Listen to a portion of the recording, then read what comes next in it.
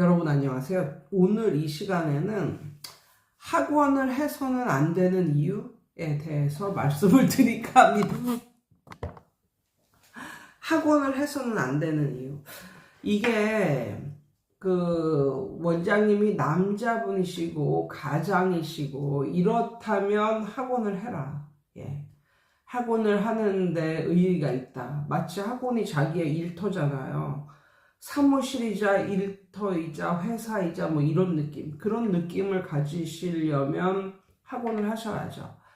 그런데 그렇지 않은 경우라면, 그리고 제 채널은 남성의 비율이 20%거든요. 80%가 여성입니다. 그래서 여자 선생님들이 많이 보시는데,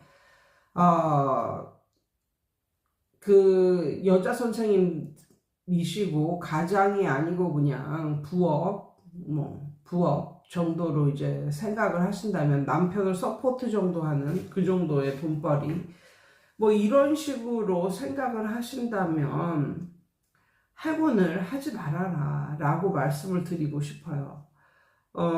예전에 제가 학원을 할 때 그리고 학원에 이제 막바지에 이제 애들이 점점 이제 저에 대한 스토리는 많이 올렸으니까 그 스토리를 다시 올리기는 좀 그렇고, 아무튼 학원의 막바지에 학원이 이제 망하는 그런 시점에서 제가 학원을 넘긴 시점에 아이들의 명수가 한 24명 정도 되거든요.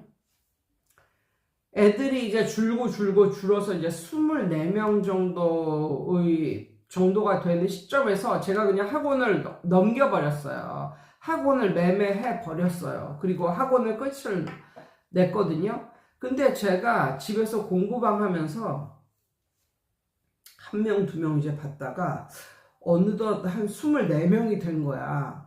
그런데 그때 너무 기분이 좋더라고요. 너무 기분이 좋고, 단시간에 한 1년 정도 됐는데 벌써 24명이 되고 뭐 이래가지고 막 그걸 갖다가 사람들한테 막 자랑을 하고 막 이랬거든요. 그러면서 내가 생각을 했어. 와, 같은 명수인데 내가 학원을 할 때는 내가 학원을 운영할 때는 애들이 24명 있었을 때, 이제 나는 학원은 끝났다. 난 이제 학원을 정리해야겠다. 라고 생각을 했는데, 내가 집에서 공부방을 할 때는 이 24명이라는 그 아이들의 숫자가 너무너무 크고 행복하고, 나를 행복하게 해주고, 애들 24명이면 500 버는 거예요. 미니멈 500. 예. 그런데 내가 학원으로 애들 24명을 가지고 있을 때는, 물론 그 학원 할 때가 더 애들에 대한 그 수업료가 내가 공부방 할 때보다도 높았어. 그러니까 500 이상은 버는 거죠. 그렇지만 난 학원을 하기에 그 500이 들어온다고 해도 나에게 남는 건 하나도 없다. 예, 제가 말씀드렸잖아요. 교습소를 하면 10명 들어올 때까지는 네 돈이 아니다. 11명 들어올 때부터 한 명부터 네 돈이다. 이렇게 말씀을 드렸거든요. 11번째가 들어오면 이제는 네 돈이다. 그거는. 그렇지만 10명까지는 네 돈이 아니다. 네 돈으로 들어오는 게 한 푼도 없다. 근데 학원은 20명 혹은 25명까지는 네 돈이 아니다. 네 돈이 절대 아니다. 그게 다 나가야 될 돈이다. 이렇게 말했거든요. 예, 정말 그런 것 같아요. 그래서 그때 제가 옛날 생각이 나더라고요. 내가 그때 너무 그냥 섣불리 학원을 했나? 뭐 이런 느낌. 똑같은 명수인데 학원을 할 때는 죽을 마시지만 공부방을 할 때는 너무나 뿌듯하고 그냥 좋은 그런 느낌. 예, 그렇습니다. 그게 바로 학원을 하는 사람과 공부방을 하는 사람의 차이인 것 같아요. 그래서 제가 학원을 하고 이제 막판에는 공부방 하는 사람들이 그렇게 부럽더라고요. 예, 조3은 정말 좋겠다. 그러니까 제가 가르치는 애들 중에서도 엄마가 국어 논술, 한울이라고 국어 논술 공부방을 하는 그런 애가 있었거든요. 근데 부럽더라고요, 그 엄마가. 그 엄마는 그냥 애들 키울 거 다 키우고 자기 할 거 다 하면서 하루 몇 시간만 그냥 집에서 이렇게 애들 봐주고 돈 몇백씩 버는구나. 부럽다. 뭐 이런 식으로 그런 느낌이 들었어요. 그래서 그때는 또 어떤 느낌까지 들었냐면 바보나 학원을 하는 건가 뭐 이런 느낌. 세상 물정 잘 모르는 바보나 학원을 하는 건가 뭐 이런 느낌. 그런 느낌도 약간 살짝 들기도 했고요. 그런데 그 돈적인 거 말고도 제가 학원을 하지 말라고 하는 이유는요. 어차피 이게 동네 학원을 하는 거잖아요. 엄청나게 큰 학원을 하는 게 아니라 동네 학원. 뭐 강사 한 두세 명, 서너 명, 네다섯 명 정도 두고 원장하고 이렇게 많아야 강사 한 네다섯 명 두고 원장이 이제 학원을 이제 운영하는 거잖아요. 그럼 어떻게 보면 이 동네 학원에 들어오는 애들의 수준이나 동네 교습소에 오는 애들의 수준이나 독인 객인이다 이거지. 예, 독인 객인이다 이거지. 그 가장 낮은 애들 들어오고요. 하가 들어오고 중이 들어오고 뭐 중상도 개 중에는 좀 있지만 상상은 없다.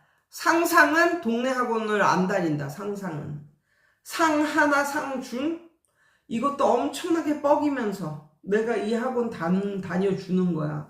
뭐 그 정도의 느낌으로 이제 학원을 다녀주는 이런 애들에게 이제 인정받기 위해서 대부분의 선생님들이 내신에 신경을 씁니다.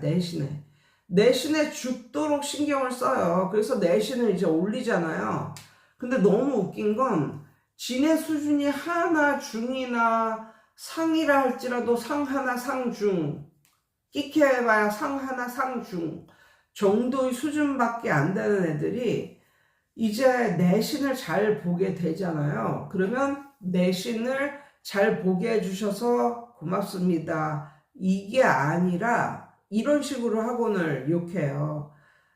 내가 이 학원을 다니고는 있지만 이 학원은 큰 그림을 그리지 않는 학원이야. 지가 내신 때문에 이 학원을 다니면서도 지 입으로 이 학원을 이렇게 평가를 해. 이 학원은 그냥 내신 올리기에나 신경을 쓰지 큰 그림을 그리지 않는 학원이야, 이 학원은. 뭐 이런 식으로. 그래서 동네 학원 다니는 애들이 내신도 잘 보고 그렇지만 내신이 엄청나게 잘 나와도 이건 뭐 당연한 거고 여기는 막 빡센 선행 뭐 이런 학원 다녀도 좋은 대학도 못 들어간다든지 아니면 이런 학원은 막 2, 3년 뭐 빡센 선행도 못해 아니면 뭐 수학 학원이다 하면 또 뭐 이런 시험 있잖아요. 나라에서 보는 막 시험. 그런 것도 대비를 못 해줘. 뭐 이런 식으로. 지가 다니면서 내신도 오르고 그랬는데 지가 다니는 지 학원을 깎아내리고 다른 학원을 동경해.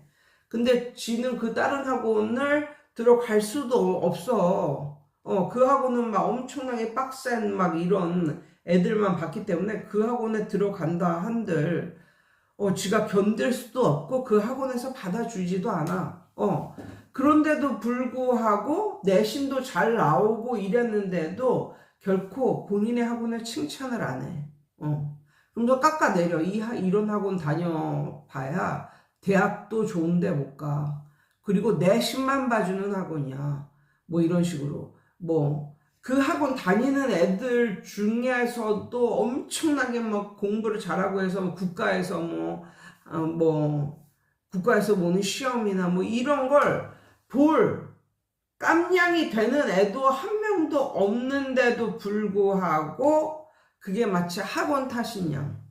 이 학원은 그런 애들 배출도 못해. 뭐 이런 식으로. 그런 식으로 말하는 애들이 대다수라니까요, 정말. 그런 식으로 말하는 애들이 그냥 대다수야, 대다수. 그러다 보니까 이게 들어오는 애들이 한정이 되어 있고, 또 애들이 이 학원이 아니면 안 된다, 뭐 이런 느낌도 없으니까 들어오면 또 나가고, 들어오면 나가고 하니까 맨 처음에는 애들이 한 명 한 명, 이제 학원 초창기에는 한 명 한 명 늘으면, 원장님들도 엄청 이제 소망을 갖고 희망을 갖고 막 나아가는데, 이렇게 이제 나아가다 보면 100명도 되고 200명도 되고 뭐 그럴 것 같은데, 겨우겨우 30명 채워서 이제 내가 월급을 그래서 겨우겨우 이렇게 해 놓으면은 이제 애들은 그 학원을 좀 깎아내리고 뭐 이러는 거야. 그래가지고 겨우겨우 해가지고 30명이 넘어가지고 이제는 좀 내 월급을 받아갈 수 있을까 뭐 이러면 또 다른 애가 또 학원 안 다닌대. 또 끊어.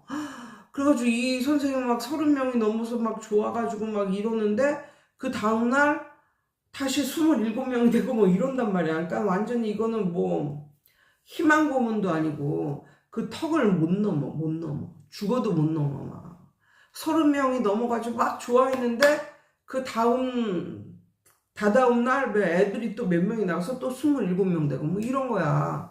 그러니까 이거는 희망 고문도 아니고 그런 상태가 계속되어 버리면 학원 원장님들도 이제는 너무 괴롭죠. 뭐 이게 끝인가 뭐 이런 식으로 생각이 되고 그래서 너무 스트레스를 받고 막 아니 이게 거짓말이 아니라 내가 이제 그 댓글을 올리면서도 다른 사람들이 어떻게 댓글을 무슨 댓글을 썼나 좀 봤거든요. 그랬더니 어떤 한 원장이 그런 거야. 애들을 겨우 35명 뭐 이렇게 맞춰서 이제 드디어 나한테 떨어지는 돈이 있구나 싶었는데 또 애들이 우르르 나가가지고 다시 뭐 27명이 됐다나 28명이 됐다나 뭐 이러는 거예요. 그런 게 한두 번이 아니라 계속적으로 반복이 되면 정말 힘든 거예요. 정말 힘들고 괴로운 거예요. 근데 그게 동네 학원의 한계가 아닐까.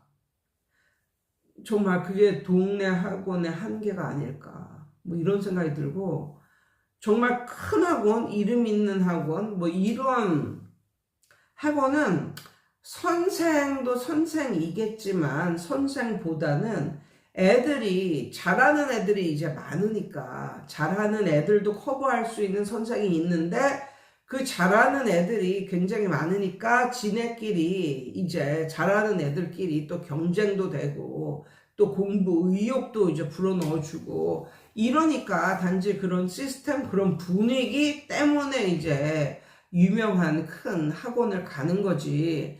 거기에서 가르치는 선생의 정말 수업의 퀄리티가 현저하게 뭐 차이가 나고 이런 건 아닌 것 같거든요. 그래서 그게 바로 동네 학원이 갖는 한계가 아닐까. 근데 맨 처음에는 그래도 계속 희망을 이제 품고 사는데 이게 몇 년이 지나고 막 이러면 정말 나는 학원인데 저기 밑에서 교습소 하는 교습소장보다도 돈을 못 벌고 심지어 아파트 안에서 애들 모아서 공부방 하는 원장보다도 돈을 못 벌어. 일은 개처럼 하는데. 그러면 이제 이 길이 맞나? 나는 왜 이렇게 사나? 뭐 싶기도 하고. 이런 고민이 계속적으로 생기는 거죠. 근데 어떤 동네 학원이 갖는 그런 동네 학원이 가져야 되는 그런 한계라고나 할까. 그게 있는 것은 아닌가. 그게 좀 있는 듯 하다. 뭐, 이런 느낌? 예. 이런 느낌이 살짝 들어서 그래서 제가 웬만하면 그럴 여력이 있으면 예 그럴 여력이 있으면 집에서 공부방을 해라. 공부방. 그러니까 애들 다 키워놓은 사람이거나 아니면 애들이 아주 어리거나 이제 그런 사람들은 집에서 공부방 하기가 참 좋거든요. 그러니까는 그런 분위기가 그런 조건이 된다면 공부방을 해라. 그리고 집에 이제 사람 오는 것도 싫고 이제 약간 그러면 교습소를 해라. 교습소를. 웬만하면 교습소를 해라. 라고 이제 여자 선생님들에게 많이 말씀을 드리는 편이죠. 예, 아무튼 오늘은 요런 얘기 한번 드려봤습니다. 예, 여러분 오늘도 좋은 하루 되세요.